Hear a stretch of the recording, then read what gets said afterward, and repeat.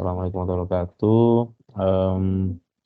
Jadi siang ini kita mau koordinasi aja ya terkait dengan pelaksanaan Anjap ABK di KPU. Sebelum kita masuk ke substansinya, kita coba bedah dulu. Paling nggak ini model ini ya transfer wawasan aja ya ke teman-teman ya terkait dengan apa itu Anjap, apa itu ABK yang bahasanya sering didengar tapi barangnya apa gitu itu baru sempat kita bahas sekarang. Sebenarnya ada beberapa kali ya ada training-training terkait dengan Anjap ABK tapi memang kita coba refresh terus setiap saat karena memang ini bahasan yang ada terus itu setiap tahunnya. Gua share screen aja kali ya sebentar. Sip.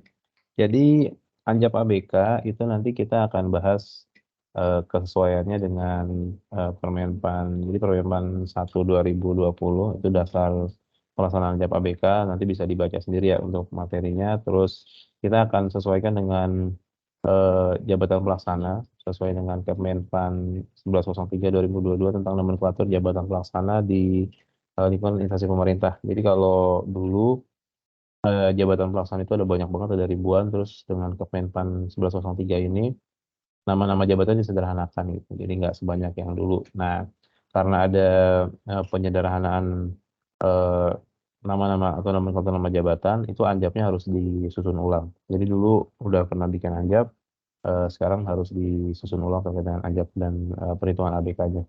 Jadi kalau dasar hukumnya sendiri di Permenpan 1 2020 tentang pedoman analisis dan analisis jabatan analisis beban kerja, kemudian nanti kita akan melaksanakan pengumpulan, pencatatan, pengolahan, dan penyusunan data jabatan menjadi informasi jabatan. Jadi analisis jabatan itu nama kegiatannya, nanti outputnya itu adalah informasi jabatan.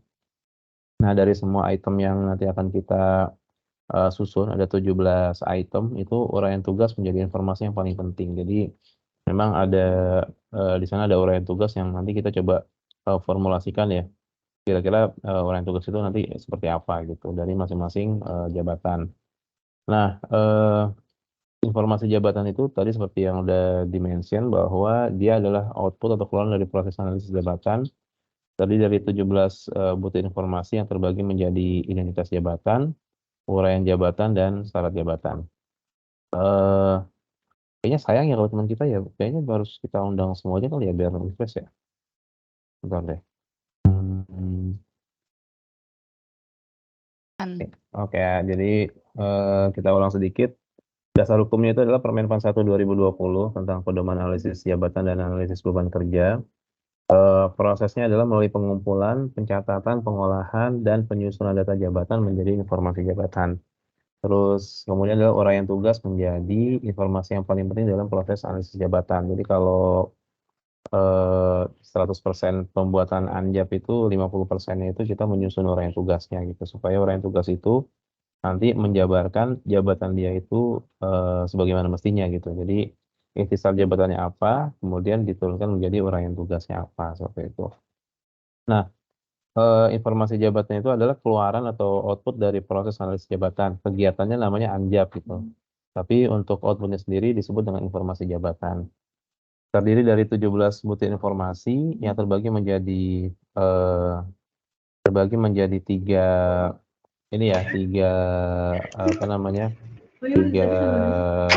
bagian ya. Ada bagian identitas jabatannya, kemudian uraian jabatannya atau job description, kemudian ada syarat jabatannya atau job specification. Nah, kemudian ini untuk breakdown dari 17 informasi. Jadi identitas jabatan itu mulai dari nama jabatan, kemudian kode jabatan, unit kerja, ikhtisar jabatan, dan kelas jabatan. Jadi ini 5 informasi yang menjadi identitas jabatan.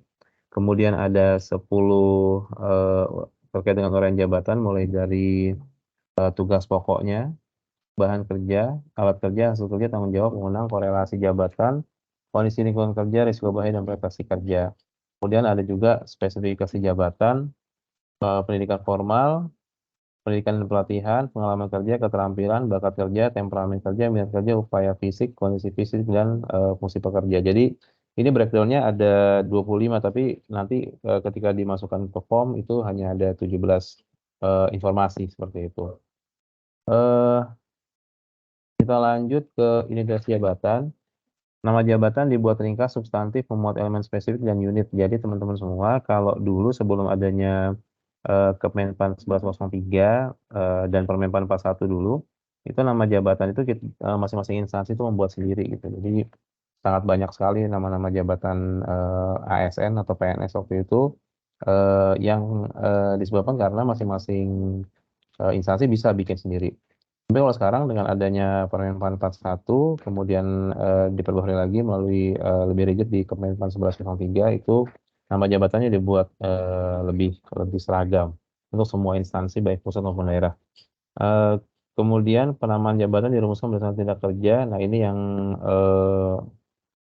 yang tadi itu, jadi karena ada kebutuhan atau ada apa namanya keleluasaan untuk bikin sendiri, jadi eh, apa namanya nama jabatan itu jadi banyak banget. Eh, kemudian ada ikhtisar jabatan merupakan ringkasan deskripsi jabatan yang memuat apa yang dikerjakan, bagaimana cara mengerjakan, dan dalam rangka apa. Sekarang itu ikhtisar jabatan sudah termuat dalam Kemenpan 03, 1103, jadi kita nanti tinggal melihat aja di Kemenpannya. Jadi ini sebetulnya hanya informasi yang teman-teman harus tahu aja gitu. Kita lanjut dengan kualifikasi jabatan. Ini ada beberapa. Pertama itu adalah pendidikan. Yang dilihat adalah pendidikan formal untuk menduduki jabatan tertentu. Kemudian ada diklat, pendidikan dan pelatihan itu nanti ada yang sifatnya penjenjangan dan diklat teknis, dan ada pengalaman kerja. Jadi berapa tahun si jabatan itu eh, menuntut pengalaman di beberapa tahun di jabatan yang sebelumnya seperti itu. Eh, Kemudian ada uraian jabatan. Nah ini yang apa namanya nanti akan kita bahas agak lebih detail ya.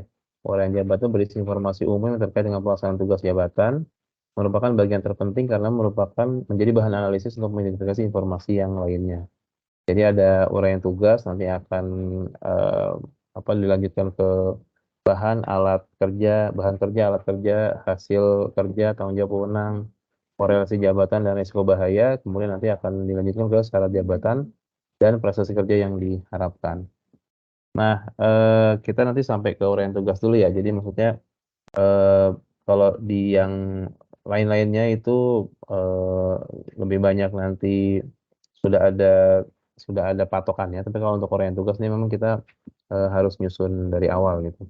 Jadi uraian tugas merupakan paparan atau uraian atas semua tugas jabatan yang merupakan upaya pokok yang harus dilakukan oleh pemangku jabatan dalam memproses bahan kerja menjadi hasil kerja. Jadi rumusnya tuh WHW sih, what, how, dan why gitu. Jadi ada tindak kerja plus objek kerja itu apanya, kemudian how bagaimana mengacunya atau bagaimana dilakukan pekerjaan tersebut, kemudian why. Jadi untuk apa gitu, apa yang akan dicapai dengan pekerjaan tersebut. Nah, kemudian tiap-tiap uraian tugas idealnya mengarah pada satu hasil output yang jelas. Jadi kalau misalnya uraian tugas itu, satu uraian tugas itu ada satu output. Nah, kalau nanti teman-teman menemukan uraian tugas, dia nggak ada output, berarti uraian tugas itu bukan uraian tugas, tapi dia adalah bisa jadi tahapan dari sebuah uraian tugas sih. Jadi ada uraian tugas itu bisa juga di breakdown menjadi tahapan-tahapan, tapi outputnya tetap tetap satu gitu. Nah, kemudian tugas dalam jabatan PNS itu nanti ada dua, ada tugas teknis yang memang terkait langsung dengan tusi jabatan. Nah, kemudian ada tugas manajerial. Jadi tugas manajerial itu apa namanya terkait langsung dengan manajerial atau pengelolaan dari sumber daya yang ada gitu. Jadi ini di semua jabatan ada ya, bukan hanya di jabatan struktural, tapi jabatan struktural itu karena memang dia tugasnya ada dalam manajerial itu lebih lebih dominan gitu. Jadi yang bukan struktural pun ada tugas yang sifatnya manajerial, minimal memanajerial dirinya sendiri gitu. Jadi lebih ke arah penyusunan laporan, dan kemudian yang kedua itu eee, melaksanakan tugas kedinasan lain yang diperintahkan oleh atasan baik, secara tertulis maupun, tidak tertulis. Jadi itu termasuk yang tugas manajerial juga. Nah kemudian, eee, tugas jabatan fungsional atau JF itu disesuaikan pada butir kegiatan yang ada di peraturannya. Jadi masing-masing JF itu kan ada permenpannya masing-masing ya teman-teman semua. Jadi itu yang, tugas JF itu, butir kegiatannya itu akan mengacu pada, butir-butir kegiatan yang ada di, Permenpan. Setidaknya sampai saat ini seperti itu ya, karena, sesuai dengan peraturan JF yang terbaru ini disesuaikan dengan kebutuhan organisasi juga, seperti itu. Kemudian tugas jabatan pelaksana, adalah tugas teknis sebagai turunan dari tugas teknis atasan langsungnya. Nah ini akan kita bahas nanti. Jadi pelaksana-pelaksana itu melaksanakan tugas teknisnya dia, tapi sebagai turunan dari tugas atasan langsungnya. Ini apa dan bagaimana nanti akan kita bahas. Nah kemudian tugas JPT, jabatan administrator dan jabatan pengawas terdiri atas tugas manajerial dan tugas teknis. Jadi ini untuk, tugas-tugas struktural nanti akan ada tugas manajerial dan tugas teknis yang jadi satu gitu. Maksudnya, si, struktural ini akan melaksanakan 2 tugas itu. Nah kemudian, tugas manajerial itu secara normatif, dia ada 3 ini besar ya, ada planning atau penyusunan rencana kerja, organizing, pendistribusian tugas dan penyediaan, dan controlling, evaluasi kegiatan dan pelaporan. Ini ada 3 ranah besar dari tugas manajerial. Kemudian, pola umumnya itu mungkin nanti teman-teman sekaligus memfamiliarisasi terhadap istilah-istilah ini ya. Jadi ada yang disebut dengan, JPT Madya atau eselon 1 itu penetapan kebijakan, JPT Pratama, JPT itu jabatan pimpinan tinggi Pratama, eselon 2 itu rancangan program dan kebijakan, kemudian administrator atau eselon 3 itu implementasi program, kemudian eselon 4-nya pelaksanaan kegiatan rutin, dan pelaksana itu adalah penyiapan bahan atau pemrosesan. Nanti kita akan coba, susun yang, pelaksana ya, kita coba, bagaimana si pelaksana itu nanti uraian tugasnya terkait dengan penyiapan bahan. Kemudian ini hanya sekilas lalu aja, teman-teman nanti bisa baca sendiri di Permenpan 1, 2020 untuk lebih jelasnya. Di analisis jabatan atau di informasi jabatan itu ada yang disebut dengan bahan, alat, dan hasil kerja. Jadi hasil kerja itu adalah output, dari sebuah uraian tugas yang dapat diukur atau dihitung berdasarkan bukti fisik. Jadi misalnya dokumen, data laporan, dan sebagainya. Nah, kalaupun nanti hasil kerjanya berupa kegiatan, itu tetap kita coba tulis berupa laporan, karena kegiatan itu pasti di ujungnya itu akan dibuatnya laporan pelaksanaan kegiatannya gitu. Jadi kita, yang secara tertulis kita sebut dengan, eee, output-nya berupa laporan, walaupun laporan kegiatan. Nah kemudian bahan kerja itu adalah masukannya proses, diolah atau dianalisis untuk memperoleh suatu hasil kerja. Jadi bahan kerja ini input ya teman-teman semua ya. Jadi input dari, pekerjaan itu apa gitu. Jadi input dari si jabatan itu apa sih sehingga dia menghasilkan output. Nah jadi misalnya kalau ada di, bagian SDM ya, bagian SDM itu, dia misalnya, pengolah data dan informasi di, eee, di bagian, kinerja pegawai gitu. Nah, bahan kerjanya itu bisa jadi salah satunya adalah daftar absen misalnya, daftar absensi atau, daftar cuti atau, daftar hadir. Itu yang nanti akan diolah, itu yang menjadi bahan kerja yang diolah untuk nanti menghasilkan hasil kerja berupa, laporan kinerja dari masing-masing pegawai gitu. Jadi itu bahan kerja itu adalah input atau sesuatu yang, eee, diproses atau diolah yang menjadi, masukan bagi, pekerjaan tadi suatu jabatan. Nah kemudian, bagaimana cara mengolahnya, itu disebut dengan perangkat kerja. Perangkat kerja adalah pedoman atau acuan yang digunakan untuk memproses atau mengolah bahan kerja menjadi hasil kerja. Jadi, kalau hasil kerja itu output, bahan kerja itu input, perangkat kerja ini how to-nya gitu. Jadi SOP-nya atau apa namanya, juknisnya itu disebut dengan perangkat kerja gitu. Kita lanjut untuk tanggung jawab dan wewenang. Tanggung jawab merupakan tuntutan jabatan terhadap kesanggupan seseorang pegawai untuk menyelesaikan pekerjaan. Jadi tanggung jawab ini nanti, apa yang dituntut dari sebuah jabatan gitu ya, bukan bukan bukan dia jadi dia dia harus harus, bertindak seperti apa sehingga tanggung jawabnya terpenuhi. Nah, kalau wewenang itu kebalikannya. Ini adalah hak untuk mengambil sikap keputusan terhadap jabatan dari seseorang seperti itu. Nah, jadi contohnya ini, misalnya bendahara ya. Bendahara itu kan tanggung jawabnya terhadap uang ya, uang di instansi gitu kan. Jadi bisa jadi tanggung jawabnya dia adalah terkait dengan kebenaran ketepatan administrasi pertanggungjawaban keuangan. Jadi pada dia tugasnya terkait dengan keuangan, dia harus bertanggung jawab terhadap administrasi keuangannya. Nah, wewenangnya itu adalah misalnya menolak kalau misalnya udah syarat administrasi nggak lengkap gitu. Jadi itu yang ada wewenang, ada tanggung jawabnya di situ. Kita lanjut, ada korelasi jabatan. Informasi yang selanjutnya ada korelasi jabatan.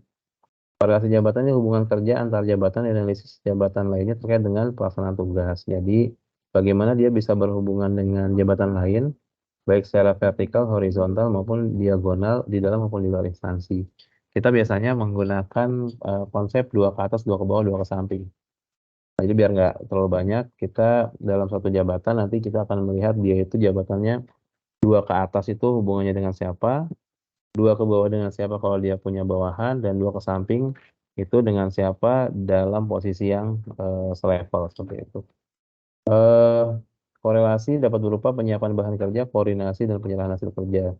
Penyiapan bahan kerja itu sama kolega ya, berarti dia ke samping. Kemudian koordinasi konsultasi, namanya juga konsultasi, dia minta pendapat gitu kan. Itu bisa jadi ke atas gitu. Jadi dua ke atas itu prosesnya adalah proses konsultasi gitu. Nah, kemudian penyerahan hasil kerja juga ke atas gitu. Jadi ada yang ke bawah itu misalnya mengarahkan pekerjaan itu yang ketika dia punya bawahan ke bawah, dia kaitannya dengan apa namanya mengarahkan pekerjaan dari bawahan. Eh Nextnya adalah lingkungan kerja dan risiko bahaya. Lingkungan kerja ini terkait dengan keadaan situasi di mana jabatan tersebut melakukan tugas jabatan terdiri dari lokasi kerja, suhu udara ruangan, letak penerangan, suara, keadaan tempat kerja, dan getaran. Jadi ini eh, aspek-aspek yang dinilai teman-teman ya. Kalau misalnya pekerjaan yang secara administratif sih sepertinya semua normal gitu, semua dalam keadaan yang baik-baik saja gitu kan. Nah, terus yang kemudian yang kedua adalah resiko bahaya, potensi kejadian dapat membahayakan keselamatan atau kesehatan secara fisik atau kejiwaan pegawai ketika melakukan tugas jabatan. Jadi ini yang dinilai adalah terkait dengan jabatannya gitu. Jadi bukan dengan orangnya. Jadi misalnya kalau misalnya dia sifatnya administratif, misalnya eh, apa namanya penyiap bahan kebijakan gitu kan, atau pengelola data dan informasi itu kan di dalam ruangan ya. Jadi asumsinya resiko bahayanya itu nggak ada gitu.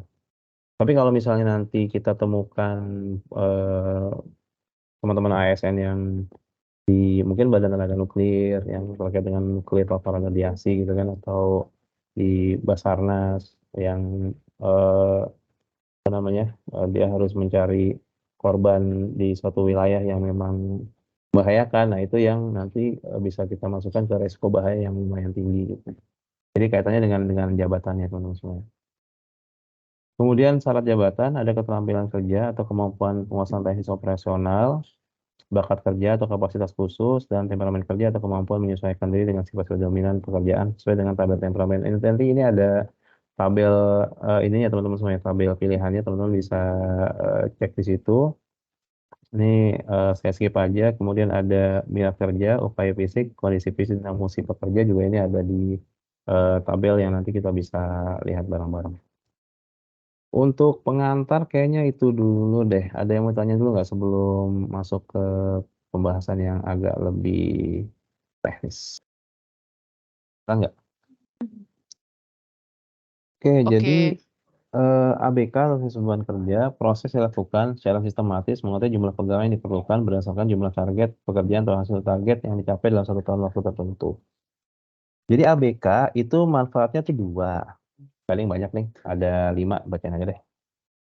Untuk penyusunan rencana kebutuhan real pegawai, penataan penyempurnaan struktur organisasi, program seleksi rotasi, bahan penyempurnaan sistem proses kerja, dan penilaian kinerja. Jadi maksudnya gini, dia bisa bermanfaat untuk perencanaan kebutuhan real, karena nanti eee, ketika ABK-nya itu dirasa, eee, apa namanya, lebih besar daripada jumlah pegawai yang ada, itu berarti ada kekurangan pegawai, gitu kan. Itu berarti akan dimintakan, pegawai baru, baik yang sifatnya, PNS yang dibutuhkan formasinya atau nanti, P3K juga dibutuhkan formasinya, atau diisi dengan, pegawai-pegawai yang non ASN, misalnya honorer dan sebagainya, kalau masih ada ya.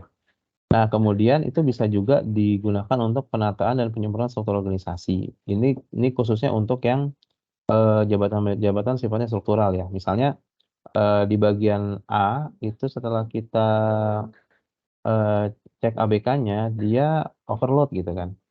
Nah, karena dia overload, berarti di bagian tersebut bisa dilakukan beberapa hal. Pertama, bisa dipecah menjadi lebih dari satu bagian untuk, membuat ABK di bagian tersebut itu inload.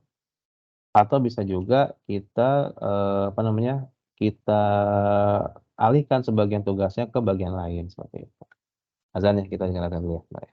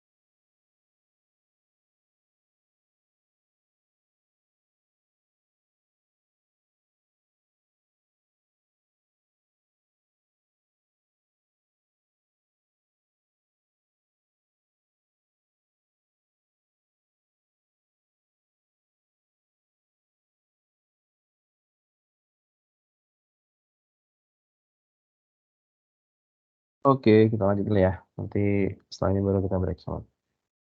Eee, Tadi sampai dengan penyempurnaan struktur organisasi, jadi kalau misalnya ada struktur yang overload, itu bisa 2, pertama kita pecah, kemudian yang kedua bisa kita, ambil sebagian dari tusinya, kemudian kita, apa namanya, sederhanakan gitu kan, itu menjadi, inload. Atau kalau kita hitung ABK dari sebuah, unit dalam struktur organisasi itu underload, itu bisa kita gabungkan sehingga menjadi, inload seperti itu. Nah, kemudian yang ketiga adalah program rotasi pegawai dari unit kelebihan pegawai ke unit kekurangan pegawai. Jadi bisa bisa saja dari sebuah unit itu nanti pegawainya, berlebih gitu. Nah, itu ketahuannya dari ABK nanti. Tapi ternyata di unit yang lain itu kekurangan. Nah, itu bisa bisa apa namanya, saling mengisi dalam unit organisasi. Kemudian yang keempat, bahan penyempurnaan sistem dan prosedur kerja ini kaitannya dengan, SOP. SOP nanti ketika kita susun mungkin nanti teman-teman bisa belajar tentang SOP juga ya. Permenpan 35 tahun 2012 itu, dalam rangka kita menyusun, SOP ada yang disebut dengan, apa namanya, baku mutu waktu gitu. Nah, baku mutu waktu itu ketika nanti kita kita gabungkan tuh menjadi, ABK juga sebetulnya. Kemudian ada penilaian kinerja dan metode sasaran kinerja pegawai atau SKP. Jadi ABK ini nanti, bermanfaat juga untuk menentukan, kontrak kinerja di, awal tahun. Jadi, SKP atau sasaran kinerja pegawai itu diawali dengan kontrak kinerja antara pegawai tersebut dengan atasannya. Nah, itu nanti akan terhitung juga, ABK yang ada di masing-masing pegawai. Kemudian pendekatan ABK, jadi ada beberapa pendekatan ABK, tapi yang kita nanti gunakan adalah pendekatan, tugas per tugas. Jadi langsung saja ke tahapannya ya, tahapan dari, pelaksanaan tugas, pelaksanaan, ABK dengan pendekatan tugas per tugas itu mulai dari pengumpulan data, pengolahan, verifikasi validasi, dan penyempurnaan hasil. Jadi, kurang lebih sebelum ke form, jadi, sebentar, ini aja deh. Jadi waktu kerja efektif dari, ASN itu adalah 75.000 menit atau 1.250 jam dalam setahun. Jadi itu ada konstantanya ya. Kalau hitungannya sih kurang lebih seperti inilah. Ada jam kerja formal per minggu, kemudian waktu kerja efektif, hari kerja, kemudian per hari itu 320, tapi kita biasa 330 sih.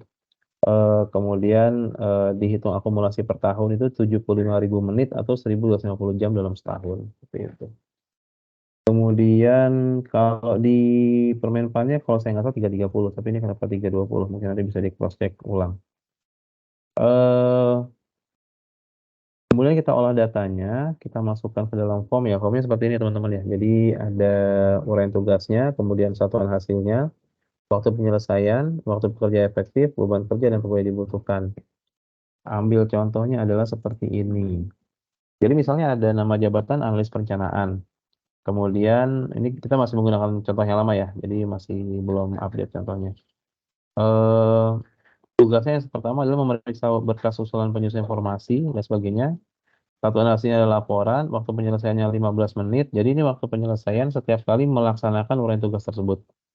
Nah, waktu kerja efektifnya 75.000, ini konstanta ya teman-teman ya. Konstanta jadi antara 75.000 atau 1.250 jam. Kemudian ada beban kerja ini adalah dia frekuensi melaksanakan pekerjaan tersebut dalam 1 tahun itu berapa kali. Berarti kalau ini dicontohkan 619 kali. Nah, kemudian nanti akan terhitung pegawai yang dibutuhkan atau beban kerja. Beban kerja ini adalah, waktu penyelesaian dikali dengan beban kerja dibagi dengan waktu kerja efektif. Ini adalah setelah diakumulasi ya teman-teman. Jadi kalau misalnya diakumulasi semua uraian tugas, kemudian semua waktu penyelesaian, beban kerjanya atau frekuensi pekerjaan dalam setahun, itu berarti untuk jabatan ini dibutuhkan 1,563 orang atau dibulatkan menjadi 2 orang. Jadi kalau 1,5 ke atas itu kita bulatkan menjadi 2 orang. Itu untuk ABK. Jadi, ada pertanyaan dulu sebelum kita lanjut? Tanyanya ke itulah, open mic lah, open mic.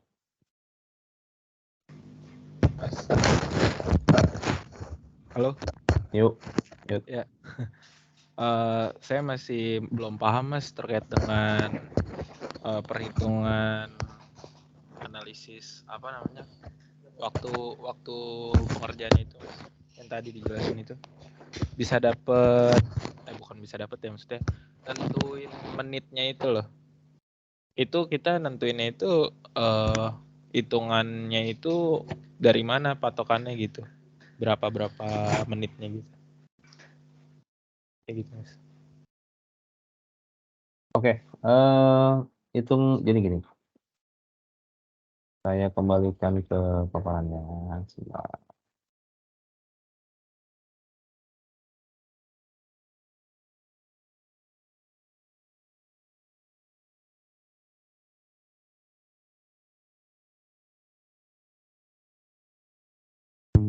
sebentar.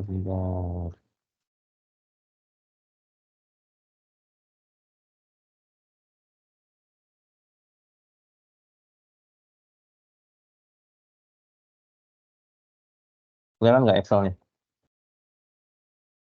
Ya, Mas. kelihatan Excelnya ya. Oke, jadi ini contoh ya. Jadi ada orang yang tugas, kemudian ada apa namanya waktu penyelesaian, jumlah efektif, jumlah hasil, sorry, jumlah hasil, waktu efektif dan pegawai yang dibutuhkan. Jadi teman-teman semua, yang ideal adalah kita melaksanakan penghitungan beban kerja ini dengan metode wawancara. Jadi memang kita harusnya turun langsung untuk wawancara ke pemangku jabatan dan menanyakan masing-masing eh, masing-masing uraian ini itu kira-kira berapa lama dilaksanakan per uraian kegiatan. Kalau memang uraian kegiatan ini dirasa terlalu global, nanti kita bisa laksanakan yang disebut dengan pentahapan. Jadi dari uraian kegiatan ini kita akan pecah lagi menjadi tahapan-tahapan kerja. Kemudian kita nanti konfirmasi berapa waktu penyelesaian dari masing-masing tahapan. Nah, tapi kalau kita tidak punya keleluasaan untuk melaksanakan wawancara, berarti kita memprediksi kira-kira berapa dari uraian tugas tersebut waktu yang dibutuhkan.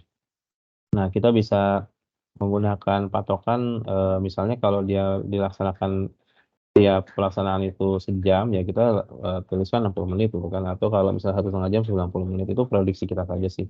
Sesuai dengan uraian tugas yang memang ada gitu. Jadi misalnya gini, menyusun laporan gitu kan, menyusun laporan kita kan mesti lihat ya laporan apa gitu. Nah, kalau memang laporannya terkait dengan laporan kegiatan yang memang besar, berarti kita bisa berikan waktu yang cukup lama gitu. Misalnya dia nyusun laporan 2 hari. Nah, kalau kita sepakati misalnya 1 hari itu adalah 330 menit, berarti nanti kita 2 kali 330, misalnya 660 gitu. Nah, itu untuk waktu penyelesaian. Kalau untuk jumlah hasil itu adalah frekuensi dia melakukan kegiatan tersebut dalam 1 tahun. Nah, kalau dia melakukan itu sebulan sekali, berarti kan 12 kali ya, 12 kali. Kalau dia melakukan itu seminggu sekali, berarti 52 kali. Kalau misalnya dia setiap hari, 235. Karena hari kerja efektif itu 235. Kayak gitu, seperti itu. Jadi, kalau ditanyakan, ini waktu menentukan waktunya seperti apa gitu. Ya, kalau kita punya waktu untuk turun lapangan, kita wawancara, kita akan wawancara. Tapi kalau kita tidak punya waktu untuk wawancara gitu, ya, nggak punya kesempatan ya kita prediksi. Nanti akan kita sampaikan hasil prediksi kita ini ke pemangku jabatan supaya mereka bisa mengkoreksi waktu yang sudah kita tentukan. Itu sih jawabannya. Oke, baik Mas, terima kasih. Sip. Oke, ada lagi yang lain sebelum saya lanjut ke contoh ya? Atau cukup untuk hari ini? Sip. Oke, kalau nggak ada yang tanya lagi, akan masuk ke contoh. Jadi teman-teman semua, seperti apa sih Anjap itu gitu formnya ya? Bentar, saya buka dulu ya.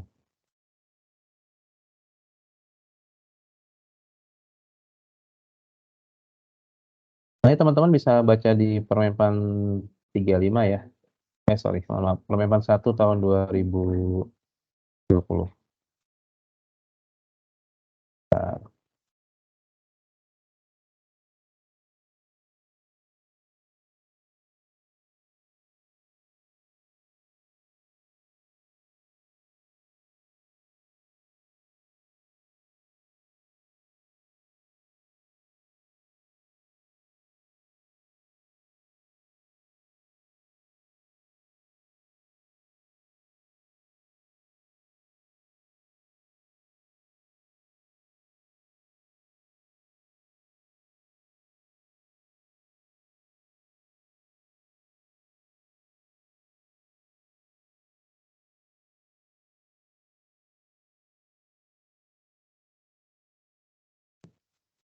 Oke, sorry, maaf. Jadi ini form dari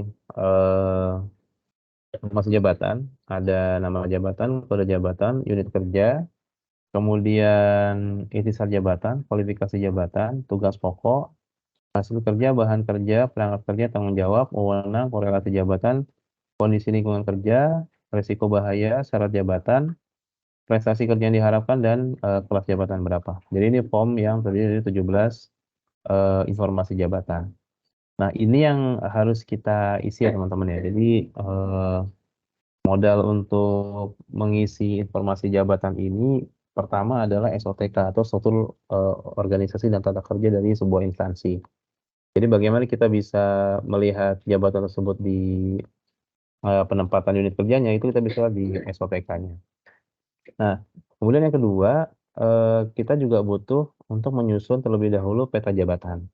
Peta jabatan itu adalah sebuah apa namanya, gambaran struktur yang menggambarkan keseluruhan jabatan dari sebuah instansi. Kalau di SOTK biasanya hanya turun sampai dengan tingkat jabatan administrator. Jadi di terakhir itu di pengawas atau eselon 4. Tapi untuk pelaksana dan jabatan fungsional itu masih global gitu. Jadi belum belum terpetakan dengan jelas di bawahnya sebuah struktur itu sampai paling kecil itu seperti apa. Nah, dengan kita menyusun peta jabatan itu akan kita bisa memetakan seluruh jabatan yang ada di sebuah instansi. Jadi peta jabatan itu contohnya adalah seperti ini. Kasih contoh dulu ya.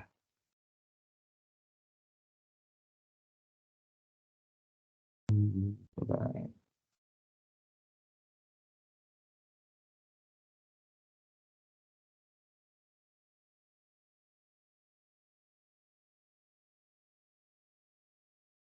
Kelihatan nggak peta jabatannya? Oke, ini adalah contoh peta jabatan ya teman-teman semua ya.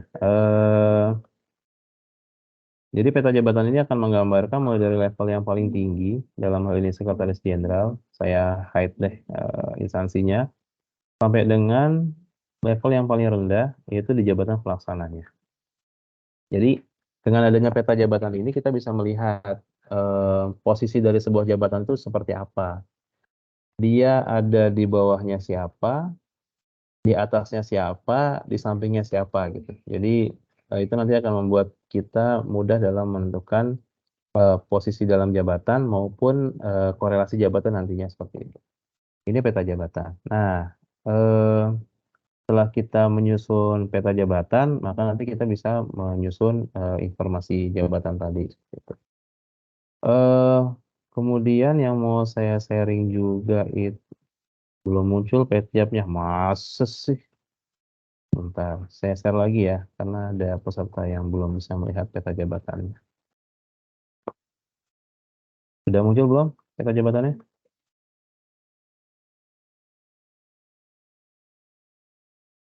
Kelihatan nggak peta jabatannya? Kelihatan ya?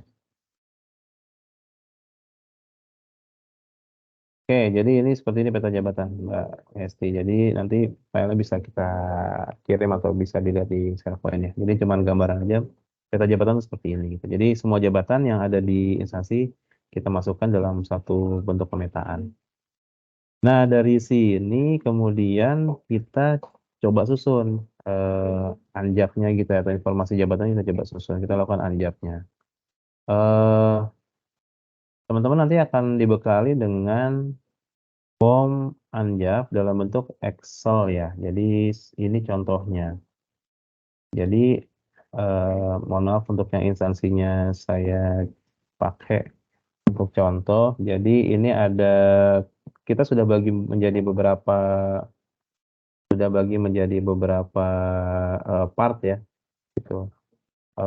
Pertama itu adalah part 1 sampai 5 ini di sheet 1 mulai dari nama jabatan, kode jabatan, unit kerja, ikhtisar jabatan, kualifikasi jabatan ini sudah kita masukkan di sini semua. Nah, teman-teman semua, untuk nama jabatan itu kita terikat dengan Kepmenpan 1103. Jadi nanti teman-teman bisa lihat di Kepmenpan 1103 nama jabatannya. Ini coba saya share aja ya, sedikit buat pengetahuan aja sih. Bentar ya.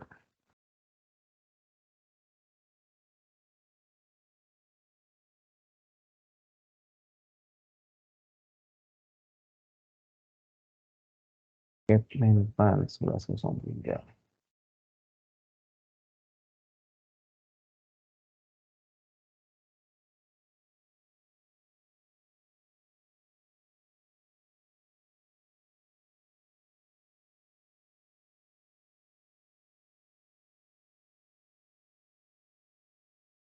Nah, ini adalah Kepmenpan 1103 teman-teman. Jadi ada 3 kualifikasi jabatan, ada klasifikasi clerk dengan segala data jabatannya. Kemudian ada klasifikasi operator dan ada klasifikasi teknisi. Jadi kita ambil contoh yang di clerk dulu ya teman-teman ya. Jadi clerk itu misalnya ada jabatan yang eh, jadi di 1103 ada jabatan yang ada instansi teknisnya atau pembinanya, ada yang dia nggak ada instansi teknis atau pembinanya. Jadi teman-teman bisa baca di 1103 untuk yang nggak ada instansi pembinanya seperti misalnya ada penelaah teknis kebijakan, kemudian ada pengadministrasi perkantoran dan pengolah data dan informasi. Nah, teman-teman bisa lihat di sini kualifikasi pendidikannya untuk penelaah teknis kebijakan S1 D4, kemudian pengadministrasi perkantoran D3 atau S1 sederajat, dan pengelolaan informasi D3 atau diploma 3. Nanti di sini ada tugas jabatannya atau etisar jabatan, misalnya untuk penelaah teknis kebijakan, melaksanakan dukungan teknis dalam rangka penyiapan bahan di lingkungan instansi pemerintah. Jadi bahan apapun terkait dengan dukungan teknis itu akan dilaksanakan oleh penelaah teknis kebijakan. Kemudian untuk pengadministrasi perkantoran, dia melaksanakan dukungan administrasi perkantoran. Jadi yang melakukan kegiatan dukungan administrasi itu adalah pengadministrasi perkantoran. Nah, satu lagi adalah pengolah data dan informasi. Dia tugasnya adalah melaksanakan pengolahan, verifikasi, penyusunan terhadap data dan laporan di instansi pemerintah. Jadi dia ada 4. Ada pengelolaan, verifikasi, penyusunan data, dan penyusunan laporan. Jadi paling nggak ada 4. Jadi kalau yang di penelitian kebijakan itu secara global, dukungan teknis. Kalau untuk perkantoran, penghasil perkantoran adalah dukungan administrasi. Kalau pengolah data dan informasi itu ada 4. Mengelola data, verifikasi data, penyusun data, dan penyusun laporan. Seperti itu. Nah, ini yang kita petakan dulu di peta jabatan yang seperti tadi itu. Posisinya di mana saja gitu. Jadi dia posisinya ada di bawah mana saja, bawah bagian atau sebagian mana saja. Jadi seperti misalnya saya ambil contoh, kita kembali ke peta tadi ya. Peta tadi misalnya di sini ada bagian program dan anggaran, subbagian sistem prosedur perencanaan, dia ada 2, di bawahnya pelaksana, yaitu pengelola teknis kebijakan, dan pengolah data dan informasi. Jadi tugas, nah bagaimana kita bisa menyusun, ini kita kembali ke uraian tugas ya. Bagaimana kita bisa menyusun uraian tugas dari pengelola teknis kebijakan yang ada di subbagian sistem prosedur dan perencanaan. Jadi kita kembali ke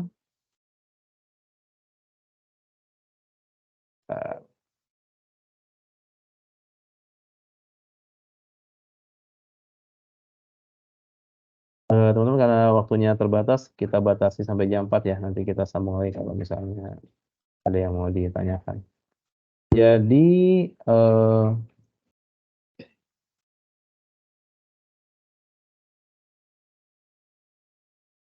apa yang tugas?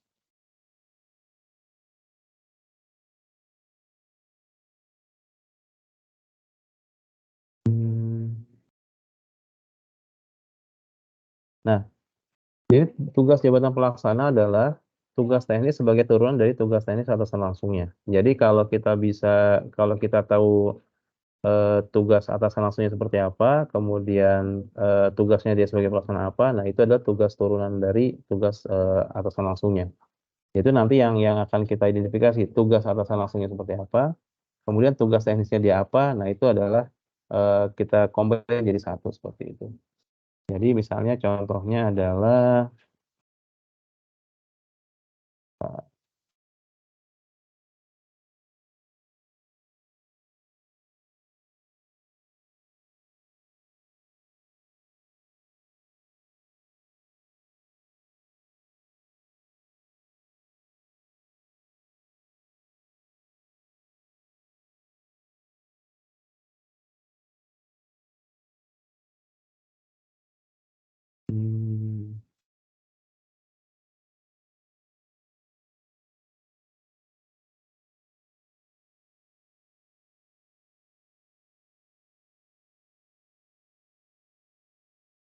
Oke, sebentar saya share ya. Ini ada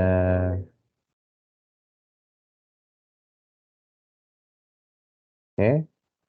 Subbagian sistem dan prosedur perencanaan mempunyai tugas analisis dan penyiapan sistem dan prosedur perencanaan program dan anggaran. Jadi tugas di subbagian sistem ini ada dua.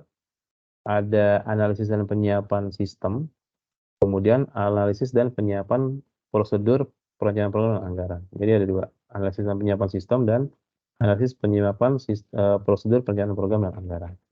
Nah, ini tugas atasannya ya. Kemudian tugasnya dia sebagai eh, sebentar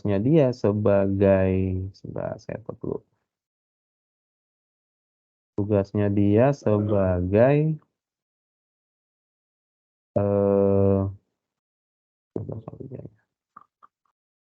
penelitian teknis kebijakan itu apa gitu. Nah, sebagai penelitian teknis kebijakan tadi itu kan tugasnya adalah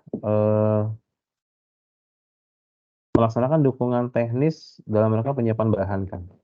Artinya ketika dia di bawahnya si bagian program dan anggaran, sistem prosedur perencanaan yang mempunyai tugas dua tadi terkait dengan analisis penyiapan sistem dan analisis penyiapan prosedur perencanaan program dan anggaran, maka tugasnya dia sebagai penambahan kebijakan adalah melaksanakan, tinggal digabung aja gitu, tinggal disatukan saja, yaitu melaksanakan dukungan teknis, penyiapan bahan, dan analisis sistem perencanaan program dan anggaran.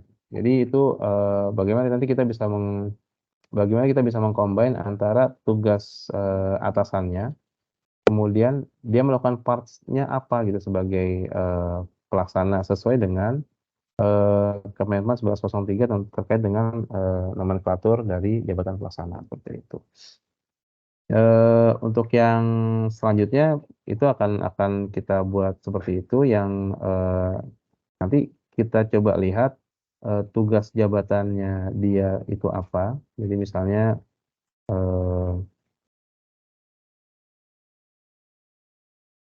lihat ya, ini ada tugas jabatan. Tugas jabatan misalnya melaksanakan dukungan teknis penyiapan bahan, melaksanakan kegiatan administrasi, pengelolaan verifikasi penyusunan data dan laporan dan sebagainya, kita combine dengan tugas dari atasannya. Itu nanti akan kita dapat uraian tugas dari si pelaksana itu sendiri seperti itu. Mungkin itu pengantar diskusi sore ini. Ada yang mau ditanyakan buat teman-teman semua? Kalau masih bingung wajar ya.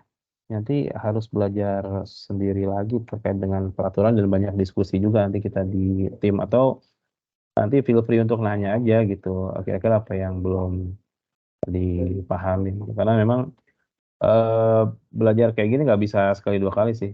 Teman-teman yang di sini juga bertahun-tahun belajar ini dan masih terus belajar juga sampai sekarang. Dan memang untuk yang seperti ini patokan benar salahnya nggak ada gitu. Jadi selama itu sesuai dengan peraturan yang terkait, kita bisa formulasikan dan kita bisa pertanggungjawabkan apa yang kita lakukan, ya itu insya Allah bisa diterima seperti itu.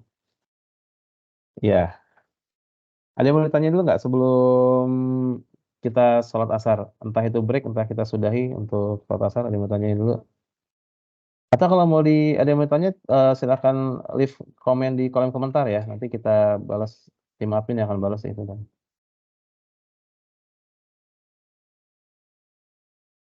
Bener nih, cukup. Ya, cukup dulu. Banyak pertanyaan sih, tapi kan Ya, diskusinya masih pelan-pelan harus lah, pelan-pelan lah. Jangan ditelan semua, ntar Asik. ini kan. Tapi paling enggak gini ya, paling enggak teman-teman yang sekarang melakukan pekerjaan analisis jabatan dan ABK itu punya frame besarnya ya. Frame besarnya itu lihat dari Permenpan 1 2020 ke Permenpan 1103, paling enggak itu yang kita pakai sekarang. Terus lihat di SOTK, Struktur Organisasi dan Tata Kerja, lihat di peta jabatan dari masing-masing instansi. Nah, itu baru bisa menyusun tuh informasi jabatan terkait dengan masing-masing jabatan yang ada gitu.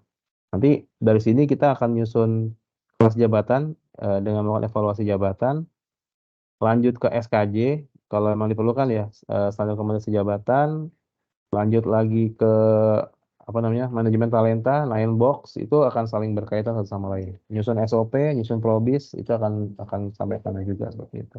Tapi paling enggak sekarang karena data jabatan atau informasi jabatan itu nyambung kemana-mana, itu frame-nya harus teman-teman dapat di situ seperti itu. Itu sih. Ada tambahan lagi? Ya, Kak. Pak, Assalamualaikum. Salam. Mau tanya Pak, tadi kan sempat kayak bahas yang tugas jabatan ya. Nah itu kan tadi Bapak bilang tugas jabatan nanti juga dielaborasin sama tugas dari atasan. Maksudnya tugas dari atasan itu kita dapat dari mana ya? Kira-kira saya masih belum nangkep sih. Oke, itu aja Pak kira-kira pertanyaannya. Oke, Acak, pertanyaan bagus ya. Jadi tugas atasan itu adalah tugas yang diberikan atau yang kita bisa lihat dari struktur organisasi dan tata kerja. Apa itu struktur organisasi dan tata kerja atau SOTK? SOTK adalah peraturan dari masing-masing instansi yang menjelaskan sebuah struktur organisasi di instansi tersebut. Jadi masing-masing unit kerja itu tugasnya sebagai apa, kemudian fungsinya apa itu ada di peraturan yang disebut dengan SOTK. Nah, peraturan SOTK ini biasanya melihat atau menampilkan hanya sampai dengan unit terkecil, bukan ke jabatan terkecil gitu. Jadi misalnya ada level yang unit terkecilnya itu ada di situ gitu. Nah, nanti di breakdown kembali dengan melalui peta jabatan. Jadi misalnya saya ambil contoh ya, saya kasih satu contoh, sebentar.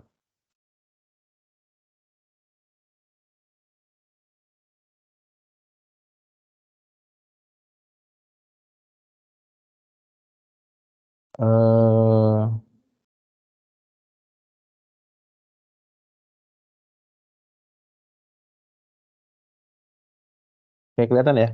Jadi ini mohon izin buat yang instansinya saya gunakan sebagai contoh.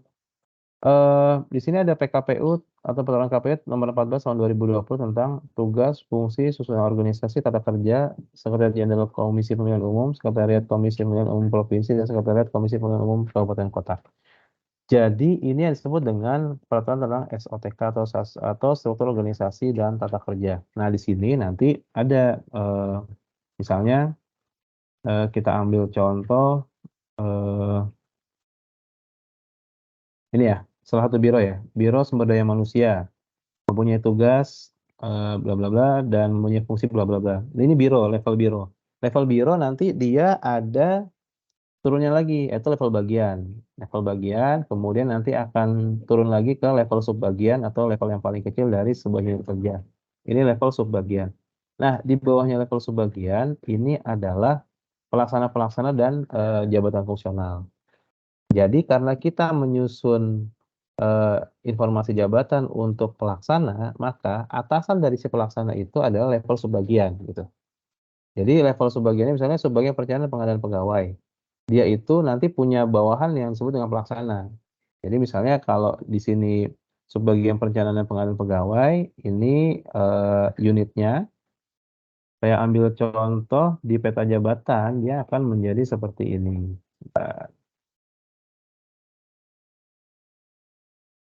Lihat ya. Tadi dia ada di bagian apa tadi ya? Bagian administrasi pegawai. Kelihatan ya? Bagian administrasi pegawai, sub bagian perencanaan dan pengadaan pegawai, dia punya 3 pelaksana. 3 nama jabatan pelaksana. Penelaah teknis kebijakan, pengelola sistem data dan informasi, pengelola sistem dan teknologi informasi, dan pengolah data informasi.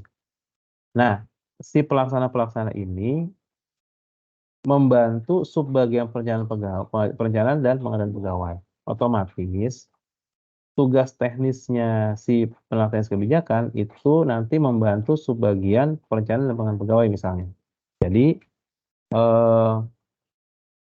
kalau subbagian perencanaan dan pengadaan pegawai itu tugasnya adalah analisis dan penyiapan perencanaan dan pengadaan pegawai, berarti kan dia ada 2 tuh, analisis dan penyiapan perencanaan pegawai dan analisis dan penyiapan pengadaan pegawai.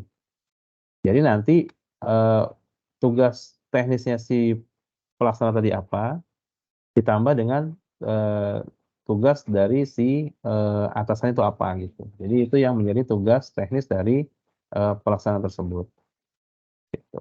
Jadi kurang lebih begitu sih untuk apa namanya, bagaimana kita bisa mengidentifikasi si pelaksana tersebut sebagai bawahan dari siapa.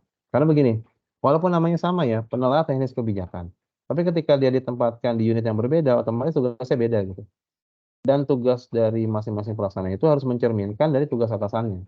Karena kan nggak mungkin kan dia melaksanakan tugas unit di unit A, dia ditempatkan di unit A, tapi dia melaksanakan tugas yang merupakan uraian dari unit B gitu, itu nggak mungkin. Jadi itu nggak nyambung.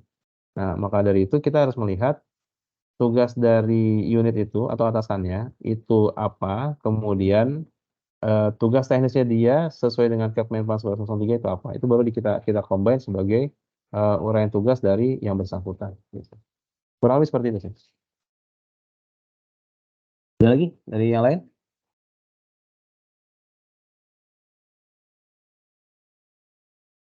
Untuk form nanti ada di ini ya, di apa namanya, di link ya. Bisa dicek, kemudian bisa digunakan, bisa untuk exercise. Ya mudah-mudahan nanti kalau misalnya menemukan hal-hal yang masih janggal, kita bisa diskusi lebih lanjut. Tambahan? Waktu kita tinggal 1 menit lagi.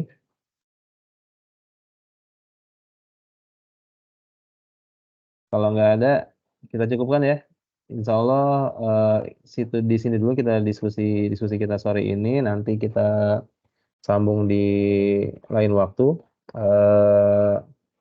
Ya mudah-mudahan kita bisa diskusi lebih lanjut lah, karena memang diskusi seperti ini menuntut apa namanya, konsistensi lah untuk cari tahu hal-hal yang baru. Oke, saya tutup. Terima kasih banyak. Mohon maaf kalau ada kesalahan. Assalamualaikum warahmatullahi wabarakatuh. Waalaikumsalam warahmatullahi wabarakatuh. Makasih.